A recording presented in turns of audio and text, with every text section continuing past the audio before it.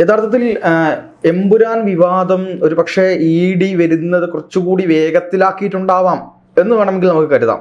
കാരണം അറിയാമല്ലോ, കാരണം രാജ്യത്തെ ഏറ്റവും പ്രധാനപ്പെട്ട ഭരണ സംവിധാനമായിട്ടുള്ള RSSനെ അതുപോലെ തന്നെ BJP യാണ് ഇവർ എന്ത് ചെയ്തിട്ടുള്ളത്, പ്രകോപിപ്പിച്ചിട്ടുള്ളത്. അമിത്ഷായും നരേന്ദ്രമോദിയും ഒക്കെയാണ് എതിരാളിയായിട്ട്. നരേന്ദ്രമോദിയെ പറയുന്നില്ലെങ്കിലും അമിത്ഷായെ നേരിട്ട് പറയുന്നുണ്ട്. അപ്പം ആഭ്യന്തരമന്ത്രി തന്നെ പറയുന്ന ഒരു സിനിമയ്ക്കകത്ത് അത്തരത്തിലൊരു കാര്യം വരുന്ന സമയത്ത് ആഭ്യന്തരമന്ത്രിയും പ്രധാനമന്ത്രിയും ഒന്നും ഈ കാര്യത്തിൽ വലിയ ബുദ്ധിമുട്ടൊന്നും കാണിച്ചില്ലെങ്കിലും RSS എന്ന് പറയുന്ന ഒരു സംഘടന വളരെ കൃത്യമായി ഇതിനെതിരെ രംഗത്ത് വന്നു എന്നുള്ളതാണ്. അപ്പോൾ RSS രംഗത്ത് വന്നപ്പോൾ മറ്റുള്ള നേതാക്കന്മാർക്കൊന്നും അതായത് ഇതിനെതിരെ പറയാനൊന്നും പറ്റാത്തൊരു സാഹചര്യം ഉണ്ടായി.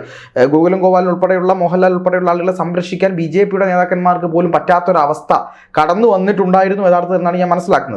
പക്ഷെ എമ്പുരാന്റെ ഒരു എഫക്റ്റ് ഇന്ന് ED ഗോകുലം ഓഫീസുകളിലേക്ക് എത്താനുള്ള ഒരു സാധ്യത വർദ്ധിപ്പിച്ചു എന്നതാണ് യാഥാർത്ഥ്യം എന്നാണ് ഞാൻ മനസ്സിലാക്കുന്നത്. പക്ഷേ അത് സാധ്യത വർദ്ധിപ്പിക്കുക മാത്രമേ ചെയ്തിട്ടുള്ളൂ.